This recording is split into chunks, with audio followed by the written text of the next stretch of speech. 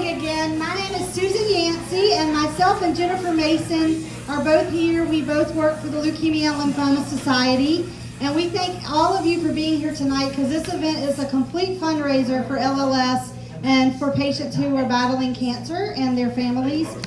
Jim was kind enough to donate his time and talent tonight to help raise awareness and raise funds for LLS research and patient services. We have what's called the Light the Night. You'll see the lanterns in the front and back of the room. We have Light the Night here in the Triad on Saturday, October 5th. There's postcards in the back of the room when you're leaving tonight. Please take one. Light the Night is an evening walk that takes place in Country Park in Greensboro.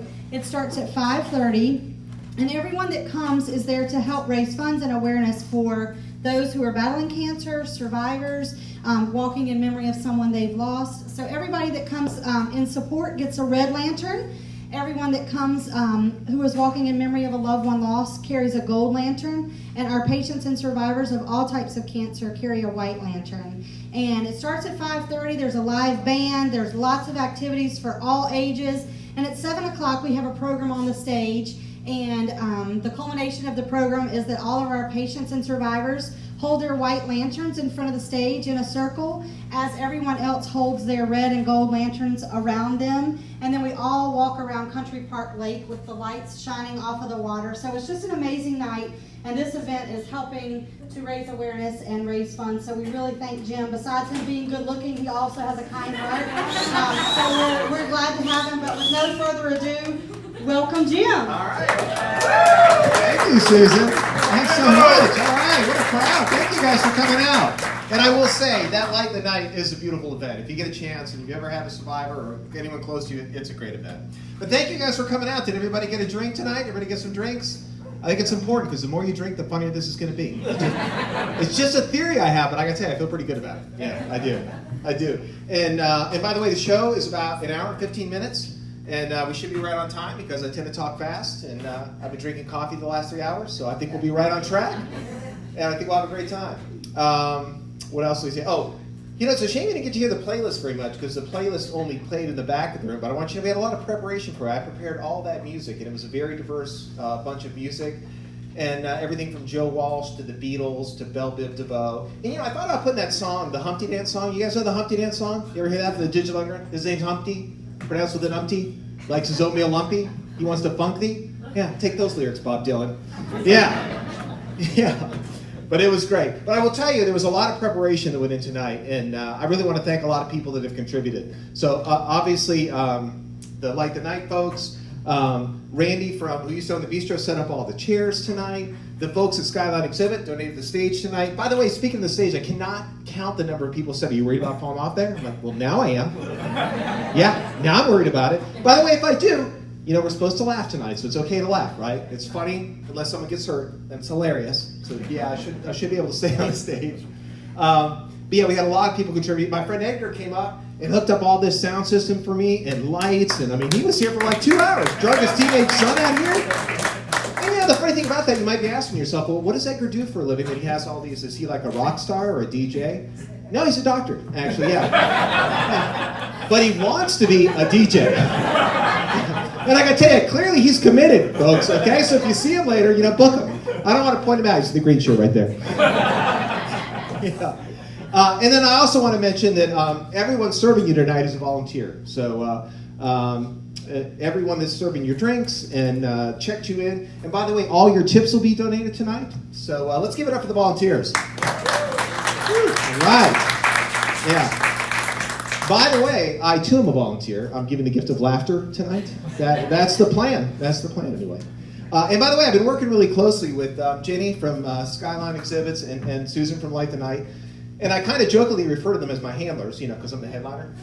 And but I couldn't help but notice it in my rider. I was very specific. I was like, I only want green M&Ms backstage. And I will tell you, I was backstage earlier, and there were multicolored M&Ms. Yeah. And I wanted to throw the bowl across the room and storm out. Like, it's a charity event, Jim. Don't do that. Now I'm making that all up. There's no backstage. There's no backstage. But also I want to thank Jennifer from next door for donating the venue tonight, which is great. So thanks to Jennifer. She's awesome. So yeah. And I got a lot of friends here tonight, and I appreciate my friends coming out, and I also appreciate coming out from Greensboro. Those of you who ventured out to Oak Ridge, when you come out to Oak Ridge, it's a suburb. A lot of people are like, isn't there a Tractor Supply out there? Yeah, you can buy a baby chick there too, by the way. Good luck finding that in Greensboro. Yeah, good luck. Anyway, I appreciate my friends coming out, and I will tell you the same thing I said to my friends that came out last time is, listen, I'm not expecting you to laugh more and applaud more because you're my friend. It's the right thing to do. But all I'm saying is if I don't get much laughter and applause, I might be placing some orders at the New York China under your name this week, okay? I'm just saying. So those of you who don't live here, there's a Chinese restaurant down the street, and if you place an order and you don't pick it up, they write your name in your order and they stick it on the wall. On the wall of shame. So none of you guys want to make the wall of shame, do you? All right. Good. That got me thinking about friends. I was actually listening to Norm Macdonald. He was talking about how great dogs are, right? Like, there's no better friend than a dog, right? Like, who is more excited to see you than a dog, right? Every time I come home, that dog's like, oh my God, where have you been? I'll go get the mail and come back. It's like, I thought you were never coming back. Then he wagged my tail.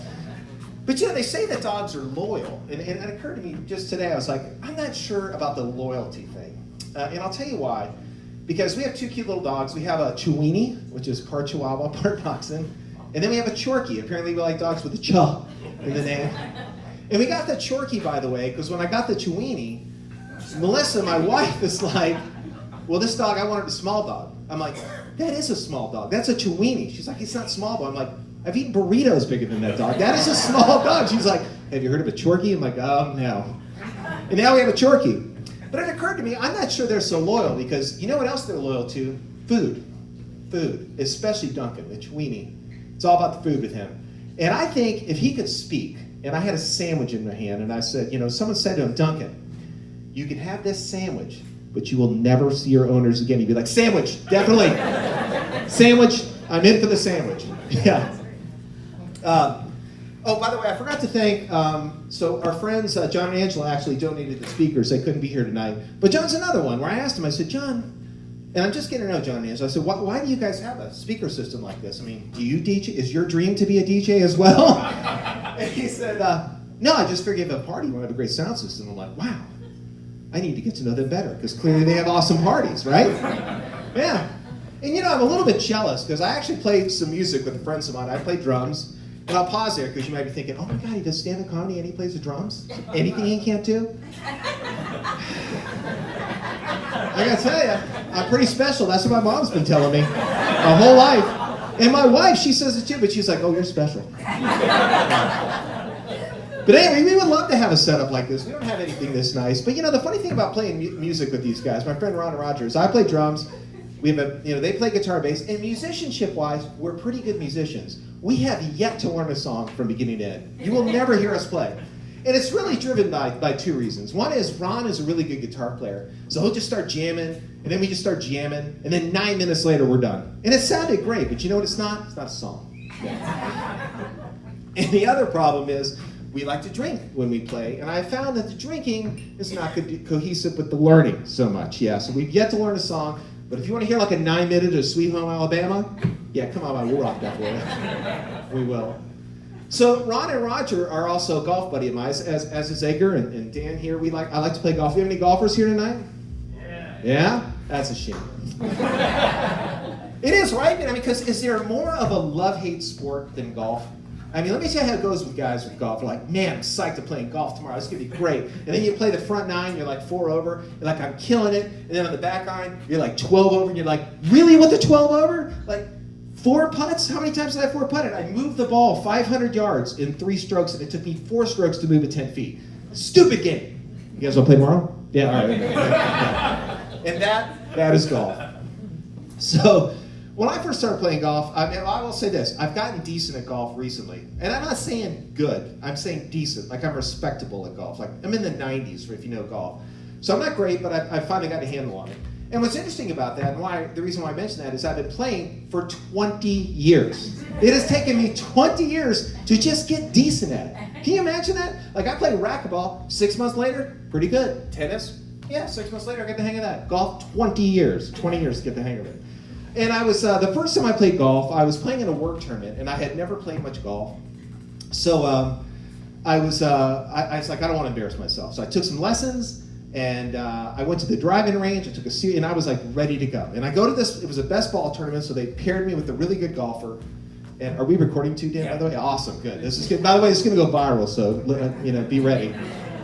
So anyway, I take these lessons and I go, and I get paired with a really good golfer, a friend of mine named Brad. I'm like, listen, Brad, I'm new to golf, I've been taking some lessons, I want to learn it. You watch me play and give me some tips. He's like, all right, I'll do it. And after 2 holes, I'm like, what do you think? And he's like, dead serious. He's like, I think you should try tennis. Tennis is a nice sport. I'm like, really? That's your inspiration? Tennis? I'm just being honest. But you know what? I didn't let that bring me down. And I stuck with golf. And 20 years later, I'm decent at it. Let that be an inspiration in all of you.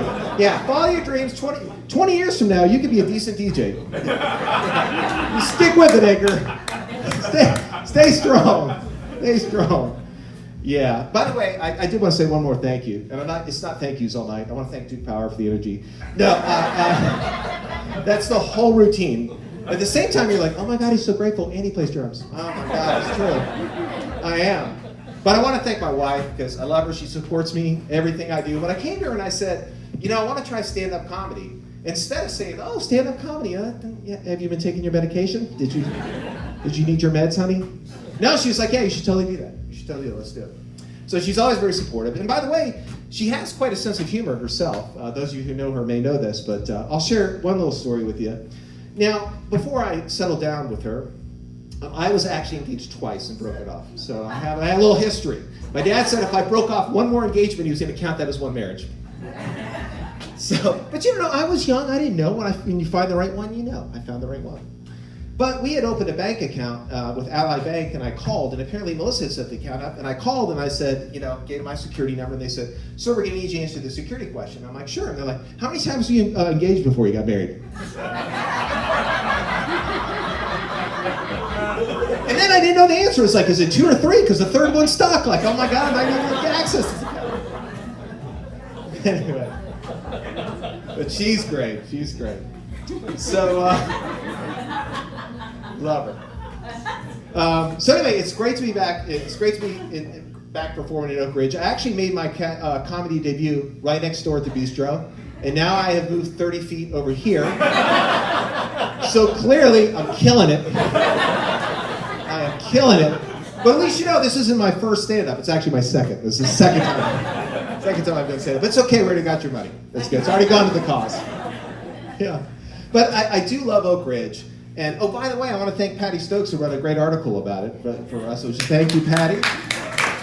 And by the way, not to make it a commercial announcement here, but if you ever wondered if advertising in the Northwest Observer works, it works. We saw a big spike in sales. So thank you, Patty. But one of the things I like about the Northwest Observer in particular is I like the Grins and Gripes section. And a lot of people probably like that. If you're not from the area, we have a great local paper. And there's a Grins and Gripes section. And in that section, you can write in, I think it's 40 characters or less, a grin, something positive, or a gripe, something that maybe is not so great. And I enjoy it because some of the grins make you smile because they're nice. Someone said, oh, thanks to the guy who helped change my tire at Lowe's Food. And the gripe might be, shame on Republican for not picking up my trash, or my recycles. And I agree. That's very irritating. And I will also say, I think it makes me a little better citizen in Oak Ridge because it occurs to me every time I do something, I might make the gripes. Yeah. If I accidentally pull out in front of a car, I'm like, oh crap, I'm going to be in the gripes. So just the other day, I'm swimming we have a swim club down the street, and they have they blow the whistle at 20 to the hour, and it's adult swim. And I like to swim, so they had a lap lane. I'm like, I'm going to swim some laps. And my goggles were not working. What I didn't realize is the seal was literally coming off. So I'd swim 2 feet, and my goggles would fill up. And I'd swim 2 more feet, and there's some swimmers here tonight. They can appreciate how irritating that is. So I'd swim 8 more feet in my goggles, and I'm like, damn it. I'm just standing out in the middle of the pool like, damn it. And then the thing broke off. I'm like, damn it. And it occurred to me the whole pool is watching me, and so probably me the gripes next week. Yeah. You got to be careful. But there's other grins that just make me laugh. And one that was very funny that came out about a year ago was, I don't know what it is with throwing shoes over power lines. I don't know who started that trend or what the significance of that is. But man, there was a pair of shoes on a power line not far from here on Bunch Road. It was up there for a year. I mean, those shoes, I'm like, what kind of industrial strength shoestrings did those shoes have? They've been dangling there for a year. And sure enough, I pick up the newspaper, and there's a grin in there, and it says, to the shoes over the power line on Bunch Road, your perseverance and endurance is an inspiration to us all. I'm like, that's a grin. And I don't know if you're here tonight who said that, but that's comedy gold. You should think about stand-up, because that was awesome. But there was a gripe in there recently. I don't know. I'm not saying it was inappropriate. I didn't feel like it was necessary. It was about the hog jaw being too salty at the Food Lion. Anybody see that gripe? Yeah. Listen, people, hog jaw's a roll of the dice. Sometimes it's salty. Sometimes it's not so salty. I don't think it's appropriate to gripe about it. There's probably more relevant material. And I think I know who wrote that gripe, and they're here tonight. I don't want to call them out. Dan McKenzie. Anyway, so I love that. But I do love the Oak Ridge area, and I love living in the whole Greensboro. I've lived in several places. But I grew up in a town, smaller than Greensboro, bigger than Oak Ridge, but kind of a small town. I grew up in Erie, Pennsylvania.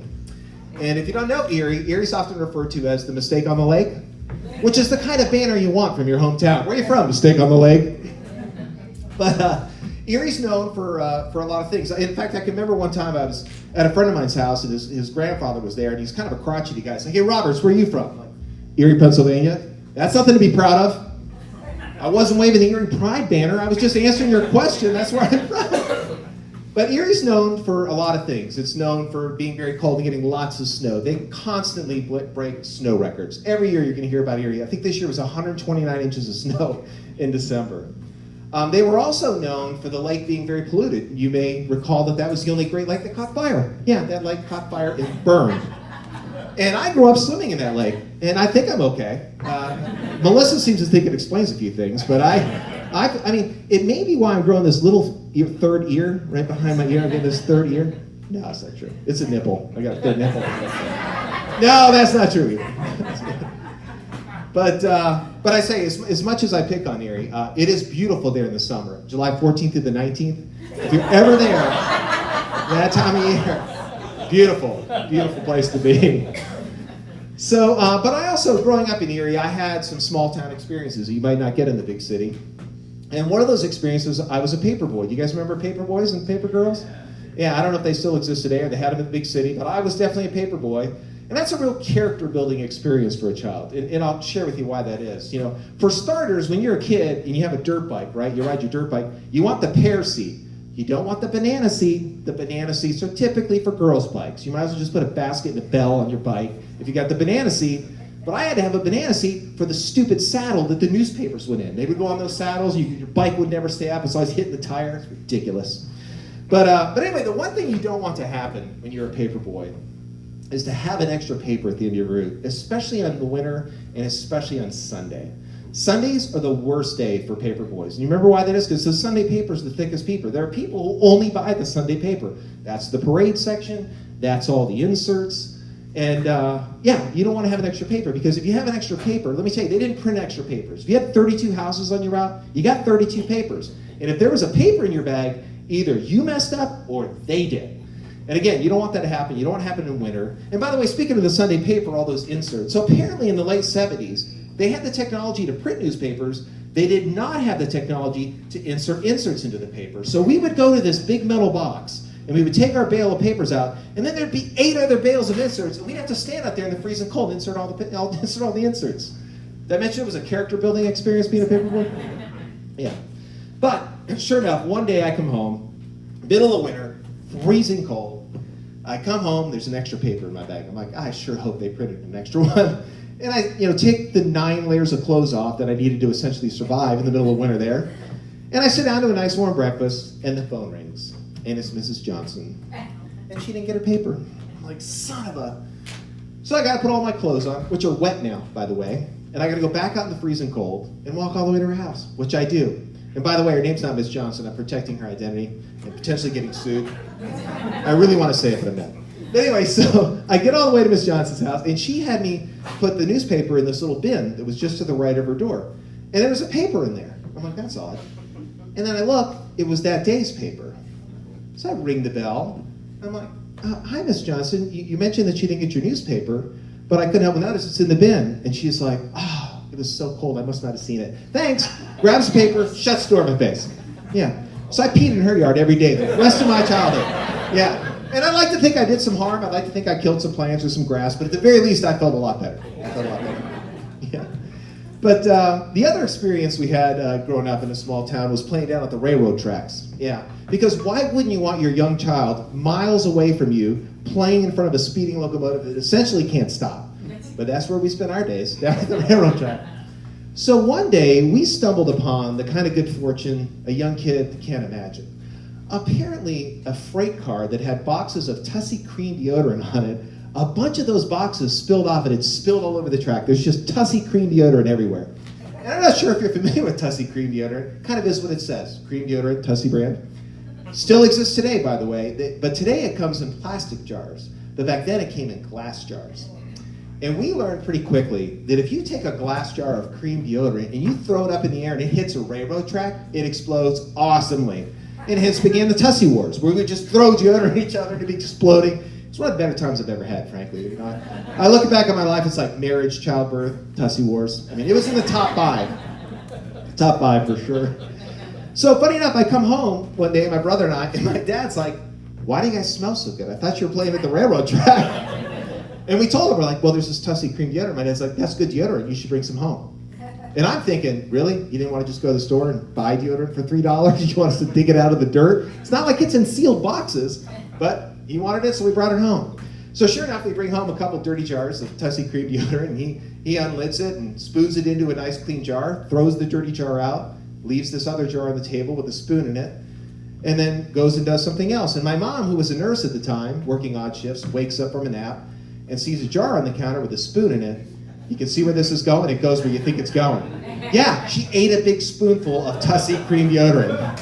It did not go over well. You know, she's like, really, Jack? You didn't want to just go to the store and buy deodorant for $3? She's like, who just randomly eats things sitting on the counter? Do you think it was ricotta cheese or something? Like, come on. But, yeah. But, you know, it reminded me that growing up, I felt like my parents were rather thrifty. And I, you know, we were by no means wealthy growing up, but I felt we were solid middle class. You know, my dad was a college-educated businessman. My mom was a nurse. We had a tiny house. We never had a cool car. More about that later.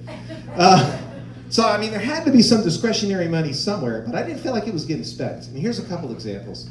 So, I mentioned Sundays were the worst day, especially in winter for Paperboy. So if it was really brutal, my dad would drive us. And we had a blue station wagon that I kind of liked. I'm not saying it was a cool car. I'm just saying it was the coolest car we ever had.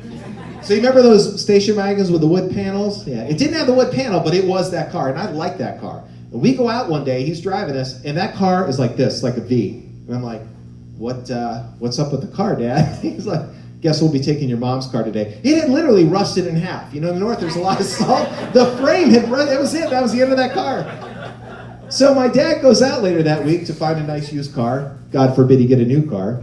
And he comes back. Now, this is the late 70s. And he comes back with a 1962 peach-colored Rambler. You ever hear of a Rambler? The car was ridiculous. Yeah. He comes home with this Rambler. My mom is like, what is that? He's like, it's a Rambler. Let me tell you how ridiculous that car was. Not only did it not have a radio or a cassette player in it or an 8-track player, but it had the image of one. It had buttons. It had dials. It said AM, FM, but it was just there for looks. Yeah, that was a real car. He thought that car was awesome. But don't worry. When we got rid of that car, he traded it in for the Dart, the Dodge Dart. Yeah, I went on my first date in that car. It's a wonder I've ever had a date. Yeah, and I can remember when I had my learner's permit, my dad would be like, he'd let me drive that car, and he'd be like, all right, Jim, lock it in at 60, no faster than 65. I'm like, I think we're okay, Dad. We're going to go down a pretty steep hill for me to get this thing much above 65. He's still convinced that's the best car he's ever had. They don't make them like that slant 6 engine anymore. I'm like, whatever. Yeah. Yeah, so I thought they were... So another example where they were rather thrifty was with my bike. So when you're a young kid, like I said, growing up, bikes were very meaningful. How do you think we got to the railroad tracks to throw deodorant at each other? Had to have a bike. So it's a big deal to go from a dirt bike to a 10-speed bike. It's a big transition. And my dad decided to take my older sister's bike, weld a bar on it, paint it black. That was my new bike. Yeah, so all my friends had Schwinn's and Huffies, and I got the Roberts private label bike. And I'm like, Dad, what is this? He's like, that's your new bike. I'm like, that's not a new bike. He's like, it's your new bike. Yeah. So yeah, that was no fun at all. But I think the worst thing was the clothes. So when I was in middle school, Levi's corduroy jeans were all the rage. And all the cool kids had them in several colors. Tan, blue, gray, green, you name it. And my mom splurged for one pair. I got some tan corduroys. I wore those bad boys out. I'd still wear them today if they fit. They were, I love those cords. But she was not going to spring for brand name jeans. Oh no. She goes to the Hills department store, which is, it's not like Target. Target's too nice. It's more like Roses. You guys know Roses? More like that. And she comes home with these big Yank jeans. And I'm like, what are these, Mom? She's like, those are your jeans. I'm like, Big Yank? Yeah, you don't want to splurge for Wrangler or Lee? By the way, not that those are cool, but they're not going to get me beat up like Big Yank jeans are. Yeah. She's like, oh, it's no big deal. Now, thankfully for me, the only place that said Big Yank was that leather tag, so I just cut that tag off, and I had private label jeans to go with my private label bike. Yeah. But that wasn't the worst of it. The worst of it were the hand-me-downs. Now listen, I don't mind hand-me-downs from my older brother. I would have killed for that AC/DC Back in Black shirt that he had. He won't give that up. He may still be wearing that to this day. It was the hand-me-downs from my sisters that I really found disturbing. Yeah. True story. So there's a song by the band, the Bare Naked Ladies, and it's from a children's album. It's really cute if you have kids. They have a great children's album. It's called My Big Sister, and this is how the first line goes. He says, I like my big sister, but I don't want to wear her clothes. And it may be black, and it may fit perfect, but you and I both know that's a girl's coat. And I kid you not, that was exactly my life. So I get handed this brown corduroy jacket that was my sister's. I'm like, what's this? They're like, that's your winter coat. I'm like, no, that's Julie's winter coat. Like, it doesn't fit Julie, but it fits you now. I'm like, but it's a girl's coat. It's kind of long. Zipper's on the wrong side. Nah, you're fine. I'm like, well, what about the teal snow pants? Those are girl snow pants right there. That's not blue, that's teal. Oh, it's fine. Yeah, so I was out there delivering my papers, my teal snow pants, my brown girl coat. Yeah, my therapist and I, we're still working through that. But that wasn't the worst of it. That was not the worst of it. And this is unrelated to being thrifty. But I don't know if you remember braces back in the 70s and 80s, but sometimes you had to wear the headgear. And I had an overbite where I could build dams, so I had some headgear. But I not only had the headgear that goes around the back of your head. Oh no. I had the headgear that goes up the side of your face and all the way over the top of your head. Creates like 4 squares. Every morning I'd wake up, my hair would be divided into 4 separate sections. Hold on, I got some props. Hold on. I couldn't find a boy with it, but it looked a lot like this. Yeah. So I was delivering papers in with teal snow pants, girl coat, and that headgear. Yeah. So it was definitely character building. But anyway, I had a lot of great family growing up, and I especially enjoyed my grandma's side of the family. She was Italian, immigrated right from Italy, Vincenzo Zuzzolo. And I'm like, man, Grandma, you must have been last at everything with that name. I mean, if it was last name first, you're ZU, and if it's first name last, you're BI. She's like, I don't care. It doesn't matter. She didn't care. But she was great. It, like a lot of Catholics, she was a very strong Catholic woman. And I made her very proud one day because when I got confirmed, at confirmation you have to choose a sponsor. And in our church, when you choose your sponsor, you had to write a letter to the Archbishop about why you chose that sponsor. And then he would read 3 of the kids' letters in front of the whole congregation. And I chose my dad as my sponsor because I'm always very close to my dad. And I wrote this very touching letter about my dad. And I'm sitting there at the ceremony, and they're reading my letter. And my grandma's like, that's your letter. He's reading your letter. I'm like, I know, Grandma, I wrote it. Yeah, that's your letter. She's like, you should be a priest. I'm like, oh, Grandma. There's a lot you don't know about me. Not so much the priest. By the way, she kept that Italian accent her whole life. It never faded. Like, I took her out to dinner as an adult, and the waitress was like, oh, I like your accent. Where's it from? She's like, I'm from Italy. She's like, oh, how long have you been here? 56 years. Yeah. But she was also a typical grandma that she always gave us snacks, a lot of ginger ale and Sprite. I think ginger ale and Sprite are the chosen drink of Italian grandmas, by the way. But she would also give us snacks, and I can remember being over there one time, and she's like, you want us some chips? You want us some pretzels? I'm like, yeah, who doesn't want chips and pretzels? Bring it. So she opens up her dishwasher and takes out a couple bags of chips and some pretzels. I'm like, Grandma, that's actually not a storage unit. That's a device that washes dish. I don't need. Who needs it? She was great. But I also enjoyed my dad's side of the family. He had a lot of brothers, and they were all very different. And I think my favorite uncle was my Uncle Ken. And I liked him in part because he was a big beer drinker, and I always thought it was cool. He always had a beer. And he was a mechanic, a really good mechanic, and he could replace a whole engine and not set that beer down. It was impressive. But also, my dad was never much of a drinker, so it was unique being around someone that drank beer. And in fact, my dad, I went to see him one time when I was in college, and I came home, and he had mowed the lawn, and he's got these 2 beer bottles on the counter. He's like, drank both those beers today. Whoa, slow down there, Dad. 2 beers, like, I had 2 beers on the way over here. But I mean, that's cool, Dad. Good for you. That's great. Good with the 2 beers. But my uncle was not very discriminate about his beer, and I can remember taking him out as an adult. I took him out to dinner one time, and he ordered a Blatz beer. Yeah, and I'm not sure that was actually a real beer. I know it sounds like a body function, but it actually was a beer. And the waitress looks just very confused. I'm like, Uncle Ken, they don't have Blatz beer. He's like, okay, Schlitz? Do you have Schlitz? I'm like, Uncle Ken, they're not going to have Schlitz. Probably don't have Iron City. Probably not going to have Hams. Maybe get a Budweiser. Yeah. But he was great. And then, of course, I had my immediate family. I mentioned that I have an older brother and I have an older sister. And my older sister was like a lot of older sisters, right? Very maternally, took good care of me, always sweet and caring. And my older brother was like a lot of older brothers. Anybody here have an older brother? I think you know what I'm talking about then, right? They kind of live to torment their little brothers. That's what they do. Yeah, I saw a meme recently that said, I can tell by some people's behavior that they've never been chased around the house by a kitchen knife by their older brother. Like, yeah, I can relate to that. Then I saw a Tumblr post where a guy said, I want the kind of older brother that would stand up to a bully for me in school. And then the response was, my older brother duct taped me to the treadmill and put it on high. Like, yeah, I can relate to that. And then the response to that was, my brother locked me in the dog cage for an hour on Thanksgiving. I'm like, I can relate to that. So he had special kind of tortures. One of his favorite torture was he would get me down on the ground, on my back, pinned down, and then call the dog.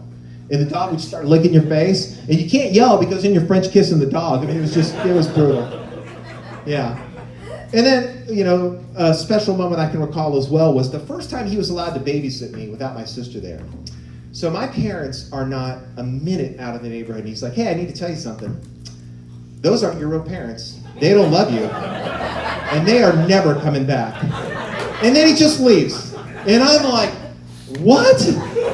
Like, I'm crying. I'm like, why aren't they my parents? Who's going to be my parents? And by the way, he does not let up. He lets it go till 10 minutes before they come home. He's like, I'm just kidding. Stop crying, baby. Yeah, my therapist and I are working through that, too. But I got him a couple times. One time when he was maybe 13 years old and I was maybe 8 or 9, and he was working out. He's like, hey, Jim, he's like, punch me as hard as you can. Come on, just punch me as hard as you can. I'm like, well, these opportunities don't come along very often. But obviously, a 7 or 8-year-old punching a 12-year-old in the arm, it frankly doesn't hurt that much. And thankfully, my dad was there. I might not be allowed to tell this tale. But he said, punch me as hard as you can. So I reared back as hard as I could, and I punched him in the gut. He went down. He's like, oh, my gosh. He's like, you're supposed to hit me in the arm. I'm like, you didn't say your arm. You said hit you as hard as I could. And then the other time I got him was he came home one day, and my dad had bought some treats for the dog called people crackers. I think it's funny, right? Animal crackers for people crackers for dogs. Very clever. And of course, he puts them on the kitchen table, because apparently that's his thing, putting things on the kitchen table you're not supposed to eat. So there's these people crackers on the kitchen table, and my brother comes home and just starts eating them. And I don't say a word. Like, he's 6 crackers in. And I'm like, hey, Jeff, what do you think of those crackers? He's like, cool, salty, you're all right. Like, well, the dog loves them because that's who they're for.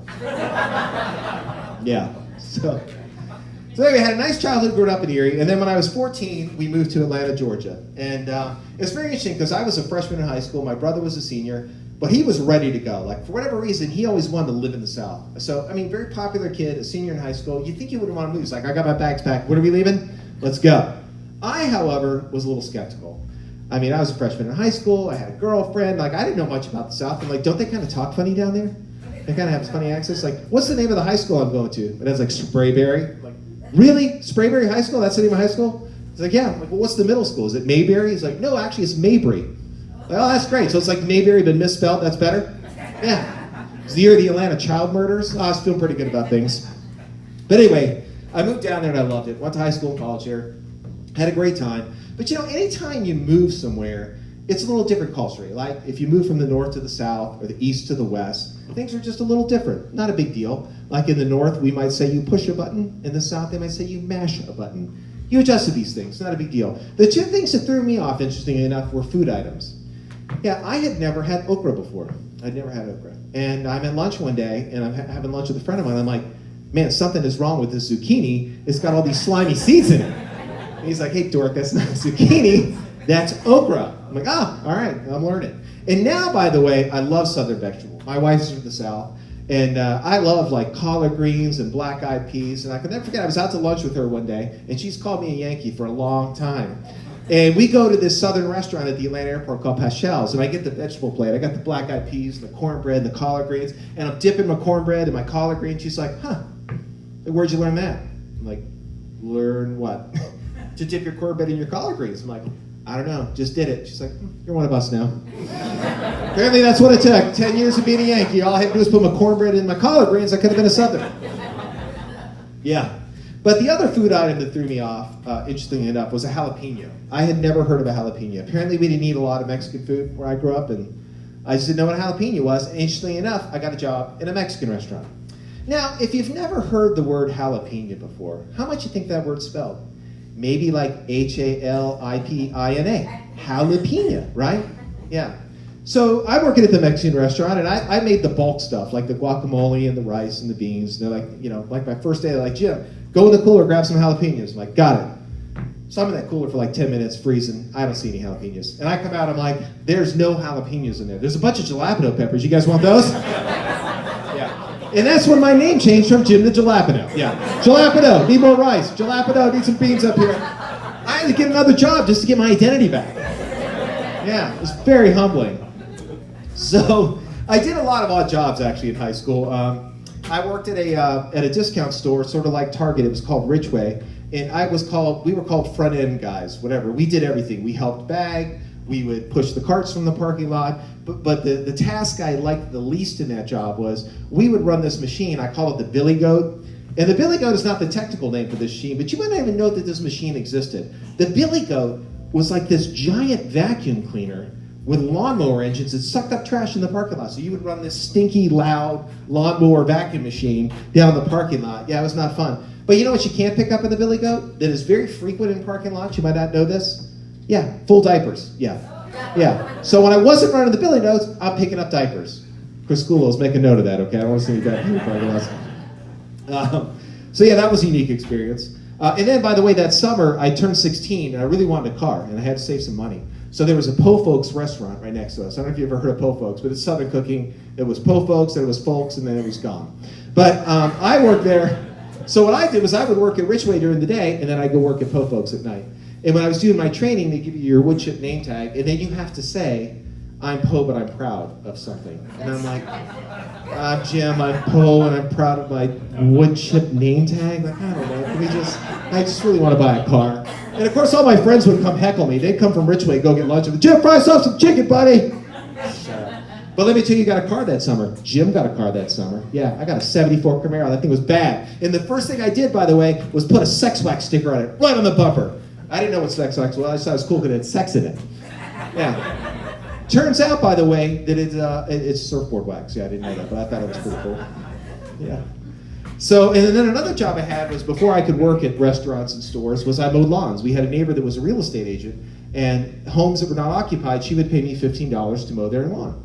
So I would mow lawns, she'd drop me off, I'd mow the lawn, she'd pick me up. And one day we go out to this house, and by the way, we didn't have a self-propelled lawnmower. That should go without saying. It was a push mower, had an engine, but I had to push it. You don't want to spring for those self-propelled mowers. So anyway, one day we get to this house, the yard is huge. I mean, like football field, like 100 yards uphill. And I'm like, oh crap, like I have got to adjust my rates. Like this is not a $15 job. So she drops me off with a full can of gas, like see you in a couple hours. I'm like, awesome. So I am just pushing that lawnmower back and forth and back and forth. And it turns out that the owner was home and he was watching me. And he comes out with a glass of lemonade. He's like, man, you're working hard. I'm watching you mow that lawn. He's like, that a push mower? I'm like, yes, sir, it is a push mower. He's like, well, hey, I'm Lewis. I'm like, it's nice to meet you, Lewis. By the way, it turned out it was Louis Grizzard, the famous Southern writer that I bought me lemonade. And speaking of meeting famous people that you don't know, I hired a young man that worked for me one time. And a great young kid, worked really hard, had a great attitude. And before he worked for me, he worked for a beverage company. I think it was called ABI. He was telling me that he was at a college campus. I think it was Youngstown State. And he was doing the beverage service, and he just sits down for a minute. And he sees this like homeless-looking guy at the bar, and he's like, I'm going to buy that guy a beer. This kind of guy he was. So he walks up to him. He's like, hello there. He's like, hey, can I buy you a beer? And the guy's like, no, thanks. I'm good. That's very nice of you. He's like, oh. It's like, well, I'm Drew Limpiros from ABI. And he's like, Neil Young. He's like, nice to meet you. He's like, so what do you do, Mr. Young? Actually, I'm a musician, Drew. Yeah. So that was charming. By the way, I forgot something earlier I meant to touch on. You know, a lot of people have asked me, like, what inspired me to try stand-up comedy, right? Like, of all the random things. Like, and, you know, I don't know that I have a great answer, you know? Was I just sitting around one day and like, you know, I need something else in my life. I need to do something that I've never done before, that I know nothing about, but then when I do it publicly, with a chance to humiliate myself in front of friends. Yeah, stand-up comedy, I'm doing that, yeah. Or maybe it's because we've been watching a lot of Seinfeld. We went back and watched season 1 on. I mean, he's thin and neat. I'm thin and neat. Seems gone pretty well for him. Yeah. And then we watched The Marvelous Miss Maisel. You guys know The Marvelous Miss Maisel? It's okay, guys. You can admit if you've seen that show. Sorry. Yeah, I mean, she was a housewife turned comedian. Seems to have gone pretty well for her as well. But, yeah, so, you know, I was like, if you think about it, there's no formal training for being a stand-up comedian, right? It's not like you go to the club and they're like, tell us your credentials. And you're like, well, took all 4 years of comedy in high school, 2 years of Spanish, 4 years of comedy. Of course, I majored in comedy in college. Yeah, got my undergrad in comedy. No, like you just got to go for it. Yeah, and that's what we did. So, by the way, speaking of The Marvelous Miss Maisel, that is one of those shows that as couples, we sometimes compromise on, right? Sometimes we like to spend time with our significant other, but we don't always agree on the show we want to watch, right? So sometimes we compromise. It's like, all right, I'll watch Miss Maisel. It's not The Notebook. I can manage that. But then we're going to watch Narcos. She's like, all right, I'll watch Narcos if you watch Miss Maisel. And that's how that goes, because no guy is going to be like, come on over to the man cave, Friday night, season finale, Miss Maisel, let's do it. Bring some beers. That's not how the real world works. But I speculate that men's motives may not be as noble as you think. It may not be just compromise. I somewhat speculate that men might think if you stay up late enough and you drink enough wine, we might see you naked. Yeah. I believe the kids call that Netflix and chill. Yeah. So I hate to let the cat out of the bag, but the motives, yeah. You know, we're always pouring wine. And we're probably creating alcoholism in this country. But, and speaking of that show, but there are some shows you just agree to disagree that you're not going to watch, right? Like I kind of want to check out Eastbound and Down. She's like, I am not watching that show with you. That'll be your show. And the show that she watches that I don't want to watch is The Real Housewives. You guys know The Real Housewives? Yeah. I just don't get that show. It's like women bickering for an hour. Even my daughter's like, I don't get it. It's like, you'll get it when you're older. It'll be fine. Yeah, it's fine. But it's a very popular show. There's several versions of it. There's spin-offs of that. Andy Cohen made a whole career of The Real Housewives. Embarrassed I know that, but I do. But anyway, I don't watch that show. But years ago, I was managing a sales team, and I was very proud. I had more women on my team than any district in the country. You're like, oh my God, he's pro-women too. It's true. And he plays the drums. So I had a lot of women on my team, and I was having lunch with them one day, and they start talking Real Housewives, and I'm chiming in here and there. And this young lady that worked with me, she's like, Jim, you sure know a lot about the Real Housewives. I'm like, I do. Why do I know so much? Why do I know so much about the Real Housewives? And it occurred to me because we would watch it in bed sometimes. We would watch TV. She would watch Real Housewives. I would read my Kindle. Like to think I'm on a little different intellectual plane there, but whatever. But sure enough, like I'm not one paragraph into my Kindle. I'm like, hold on. What did she just say? What did Bethany just say? She just cool her jets. Damn it, Jim, focus. 3 paragraphs later, I'm like, really, Luann with the singing? She's not a cabaret singer. And she's not a pop star. Just because you sing in front of your friends, that doesn't mean you're a star. She sounds like a man. Like, damn it, Jim, focus on the book. So now we have to go to separate rooms. But anyway, go back to LA. Yes, I had a lot of odd jobs in Atlanta, but I had a great experience there. And then right out of high school and college, I got a job working for Sealy. And I moved to Florida, which was another kind of cultural experience. But before I talk about Florida, I want to talk a little bit about air travel. Because as I progressed through my career at Sealy, I started to fly more and more. And I no longer work for Sealy, but I still fly a lot. And air travel's just gotten ridiculous. Am I right or am I wrong? And it's not just the TSA thing. Like, I get the TSA thing. You're there to help me. It's about my safety. It's a pain, but I get it. It does feel like, though, there's a lot of people back there. Like, why does it take 17 people to operate 2 lanes? I don't know, but whatever. I get that. That's not what bothers me. What bothers me is just generally people's behaviors on planes. Like, first of all, if it takes you more than 80 seconds to put your bag up and sit down, you're doing it wrong. Just put your bag up, sit down.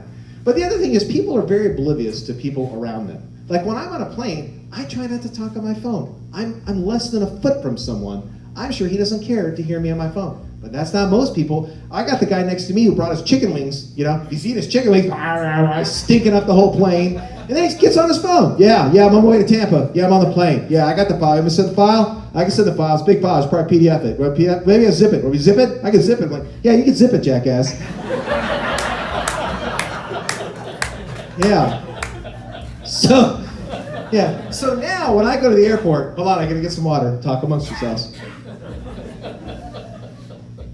So now when I go to the airport, I put myself in airplane mode. Much like airplane mode on your phone, right? You put airplane mode, you're disconnected.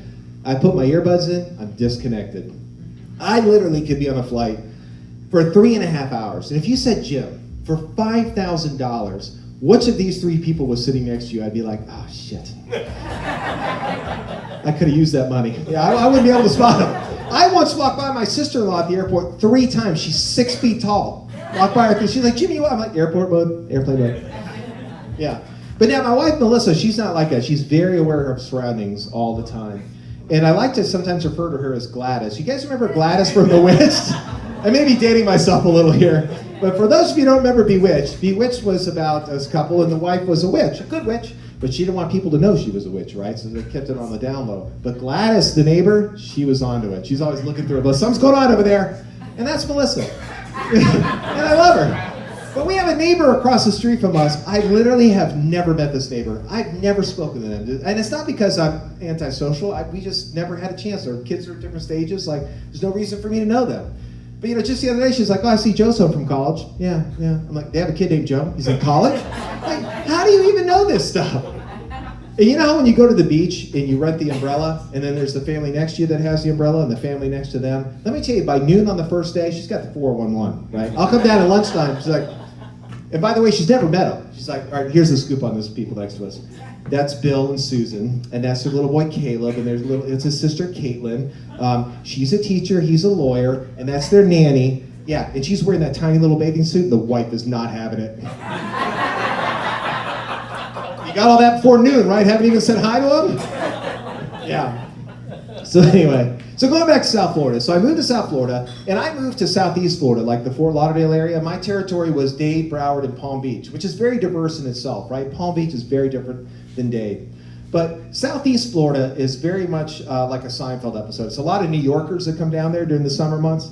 And it's like a Seinfeld episode. The whole Boca del Vista, we had those there. The early bird dinners where you go to dinner at 5 and you get a discount. I can remember my parents came down. I'm like, come on, we're going to dinner. My dad's like, it's 5 o'clock. Why are we going to dinner at 5? I'm like, because it's 10% off. That's why we're going to dinner.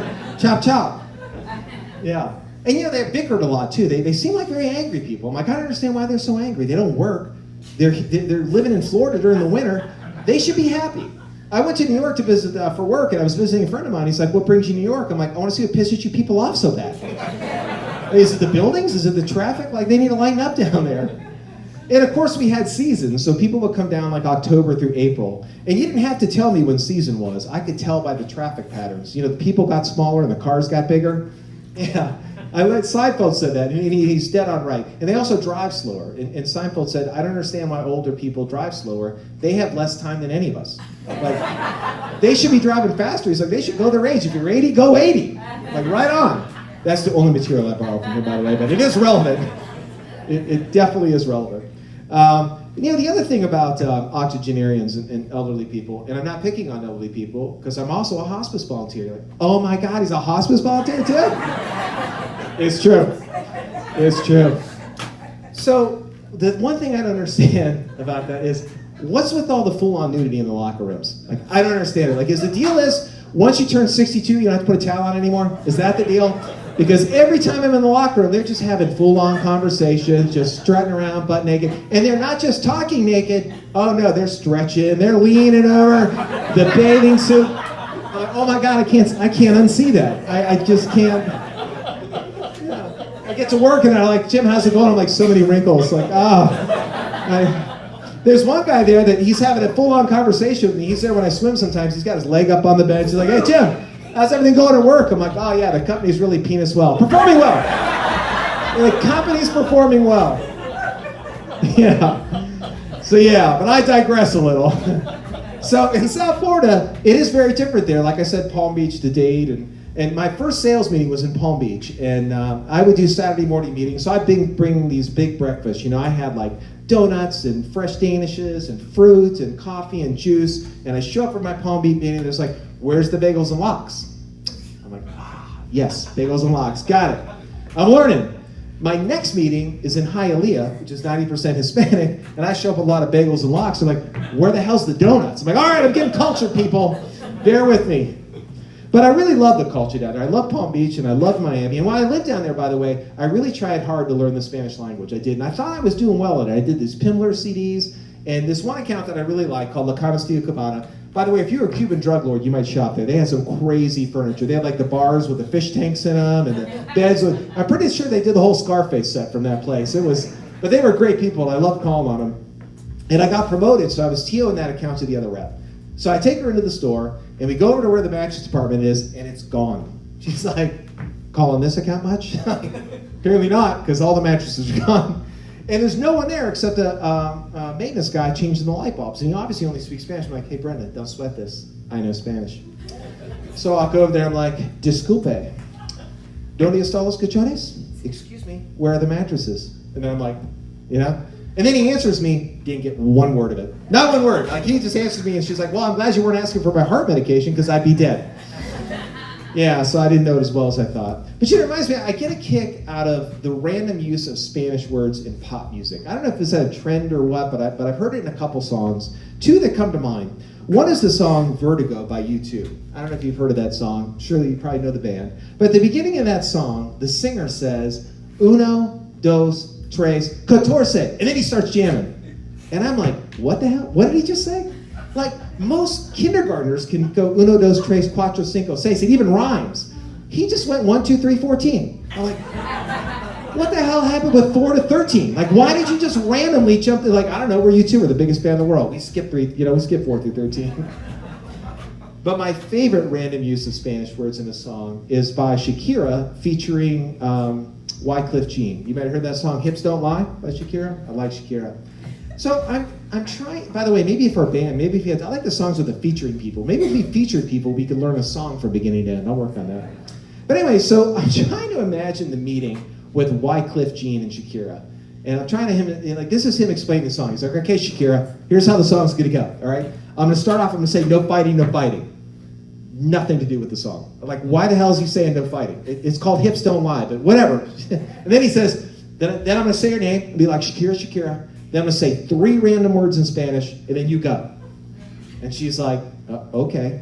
And that's exactly how that song goes. They start off going, he's like, no fighting, no fighting. Shakira, Shakira. And he goes, ¿Cómo se llama? Mi casa bonita. And then she starts singing. And I'm once again like, what the hell? Like, you don't have to know a lot of Spanish. ¿Cómo se llama? What's your name? He says, what's your name? My house pretty. What the hell does that mean? Is she pretty and he wants her to come to his house? Like, it's just, and like, if they go on tour, does he say 3 other random words? He's like, dove, soap, spirit. And they just start singing? I don't get it. And then she goes, by the way, she says, ooh, baby, when you talk like that, you make a woman go mad. Really? Really? That is what makes beautiful Latin women go mad? Just saying 3, because if I just known that saying 3 Spanish random words would make Latin women go mad, it would have changed my whole existence down there. Yeah, just go to the bar like, hey, uno, yeah, baño, cerveza, yeah. You want to make out? Yeah, let's make out. Yeah. So, yeah, I never quite got that. By the way, I'm much better at Spanish now. I'm nearly fluent. I'm like, oh my God, he's nearly fluent in Spanish too? So, that also got me thinking, by the way, about how things are marketed. I'm very intrigued by marketing sometimes, and I'm not a marketer by trade. The company I work for, we have a great marketing department. But there's some products that very much intrigue me, the way they came to the market. And the first one is cornflakes. And if you think about cornflakes, so It's a healthy cereal, right? And Wheaties has a healthy cereal, right?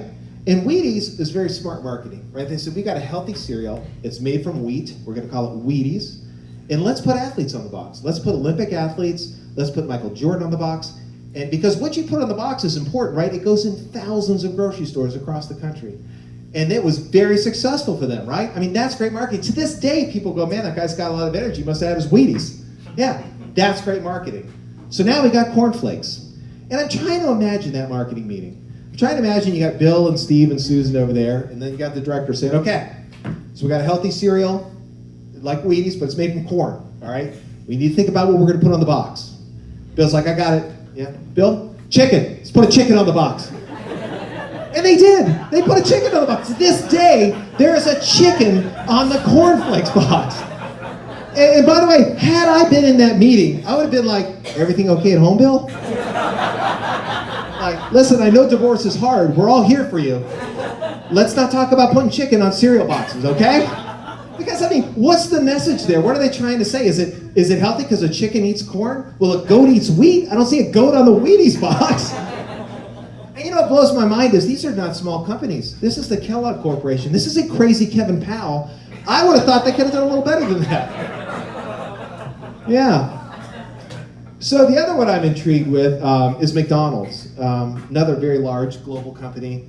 And now McDonald's wants to appeal to children, which is smart. And they started with, Happy Meals. They have Ronald McDonald. He's a little creepy, but I get it, right? He's a clown. He's Ronald McDonald. Thumbs up, right? Then you got Mary McCheese. Perfect. I love it. The Hamburglar. Nailed it with the Hamburglar. He's a burglar. He steals hamburgers. He's the Hamburglar. Yeah. Brilliant. I love it. That's good marketing right there. Well, then I'm imagining the meeting where they needed another character. So then now you got Joe and you got Susan over there, and they're like, okay, all right, we need another character. What do you think? Let's throw some things at me. Joe's like, I think I got something. What if we had like a kind of a diamond-shaped blob with big goofy eyes and a big goofy mouth, and he smiles a lot? What do you think about that?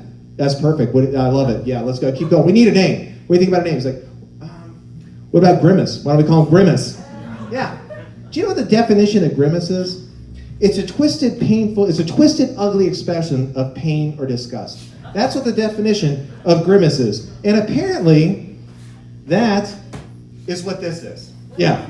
So this is a twisted, ugly expression of pain or disgust. Yeah, the Grimace character. So the other one that intrigued me was the playground. You guys remember the McDonald's playgrounds? Yeah, so I'm imagining that too. They're like, okay, everybody, we need some clever playground things. And then you got Susan in the corner there. She's like, I got it. What about a hot metal jail in the shape of the head of a hamburger man? Perfect. Nailed it. That exists today, by the way. I'd like to thank the folks at Skyline Exhibits for these props. Yeah, so there it is, the hot metal jail in the shape of the... Yeah, I don't know what kind of mushrooms they were taking at this meeting, but it was a few, right? But no, it gets better. By the way, Grimace got his own hot metal jail. Yeah, look at that. There's a little girl with her Happy Meal. She's like, best day ever, best day ever. Am I going to get in the Grimace hot metal jail or the hamburger hot metal jail?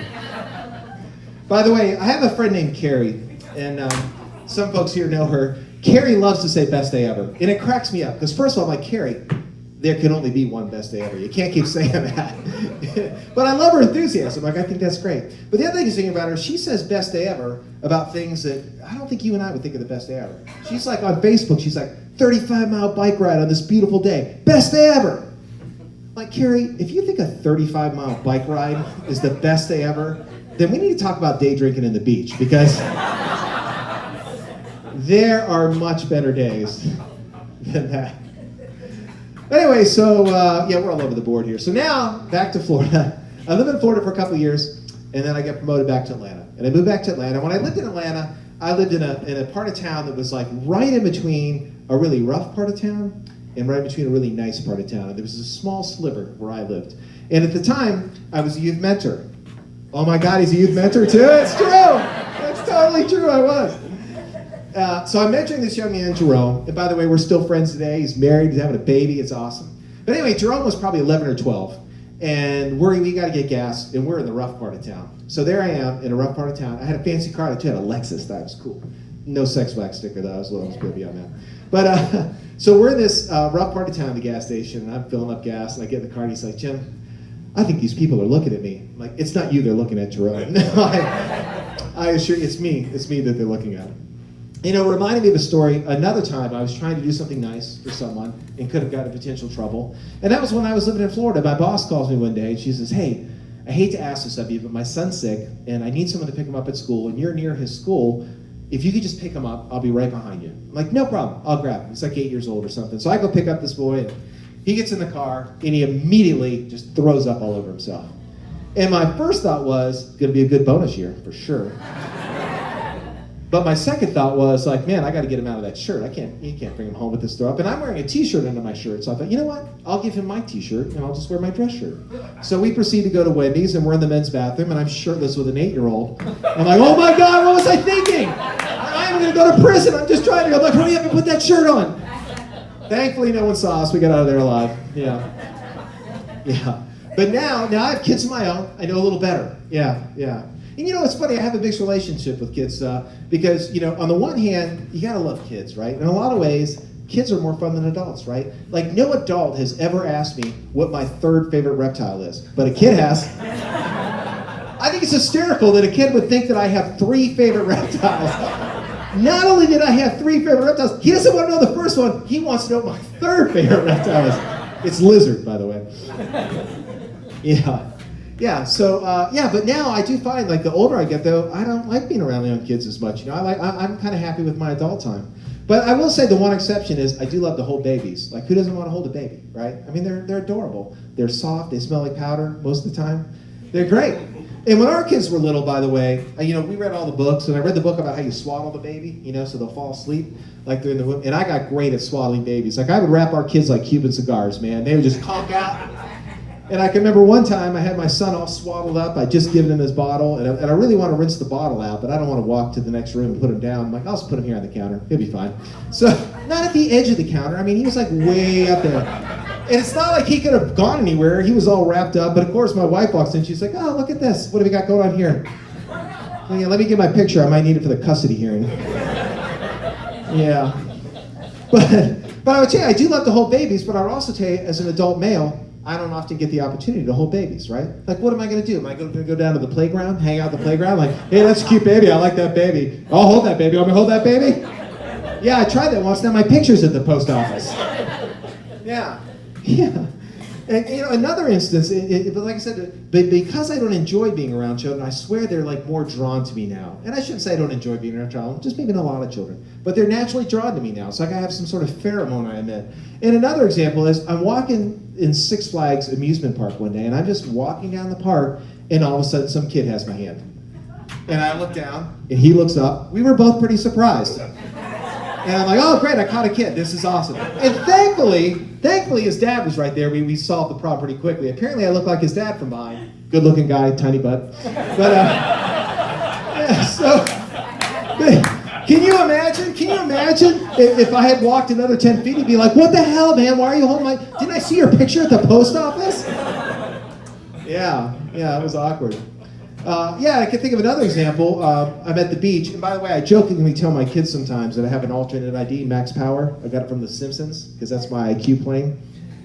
So anyway, it's relevant, because we're at the beach one time, and I'm going in the waves, and I'm not 2 feet in the waves with my son, and this kid just beelines it towards me. It's like, hey, you like the waves? I like the waves. Those are big waves. They weren't as big as they were yesterday, but I love riding the waves. I was riding the waves all day yesterday. That's my family over there. We're from Alabama. What's your name? Max Power. Whoa, cool name. I'm like, I know, right? And my son is just like, oh my God, what if we run into these people later?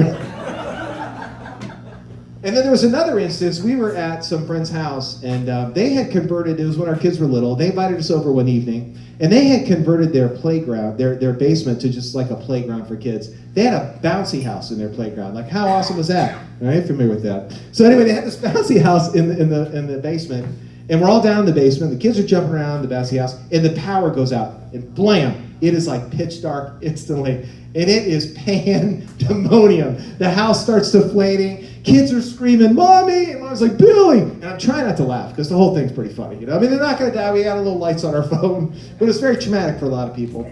And then later on, we're on the deck that night, and this kid just comes. I mean, there's plenty of adults there, but he just walks right up to me. He's like, "Why do you think that power went out down there?" I'm like, "Probably something you did." And he just turns around and walks off. And I was just like, "Stop doing that. These people are our friends." I'm like, "We're our friends, honey. They were our friends."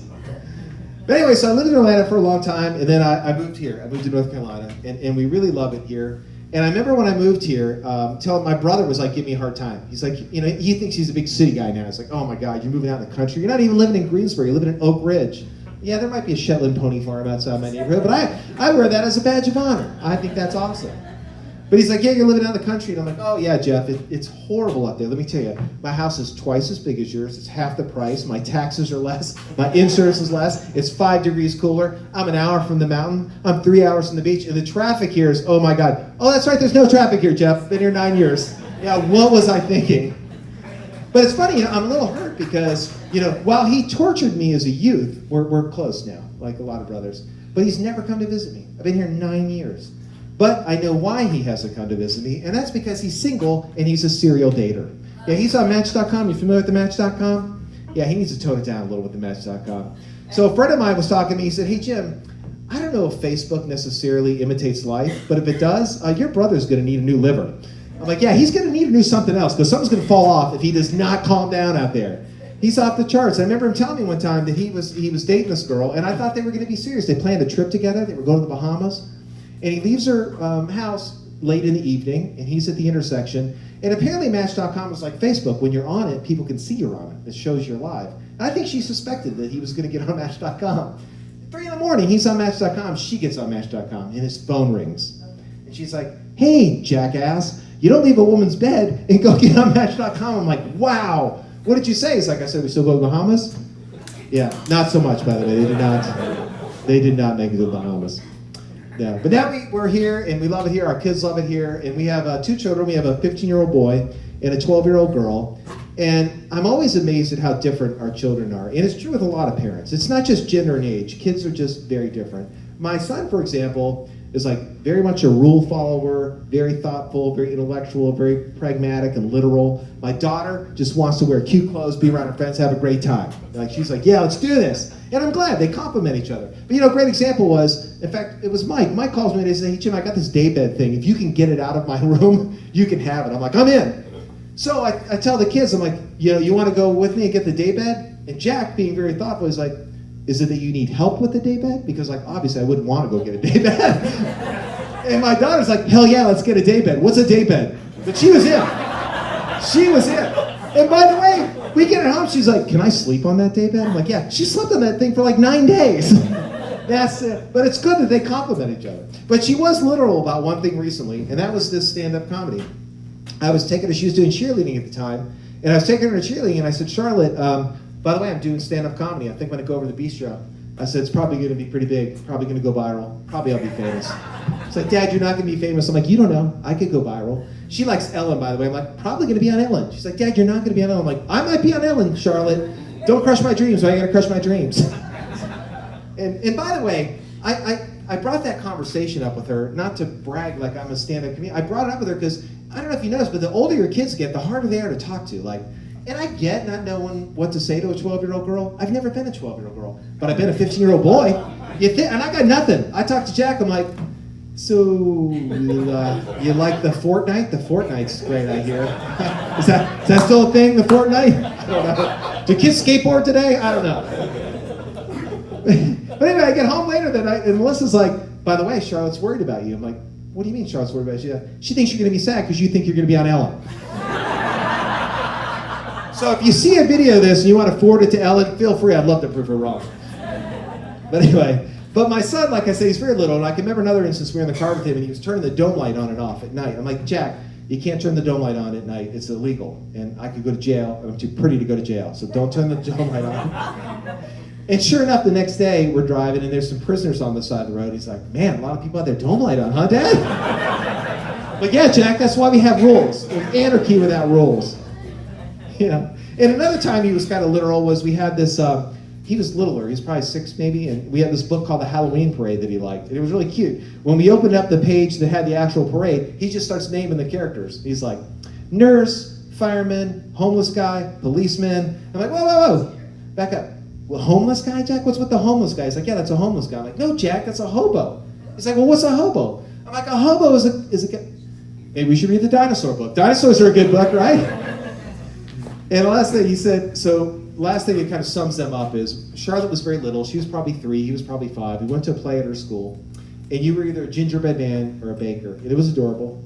And we get in the car, and Charlotte's all excited. She says, Jack, would you rather be a gingerbread man or a baker? And he says, I want to be a paleontologist. And that about summed it up. That's all I have, guys. Thank you so much. I hope you had a great time. I enjoyed being here.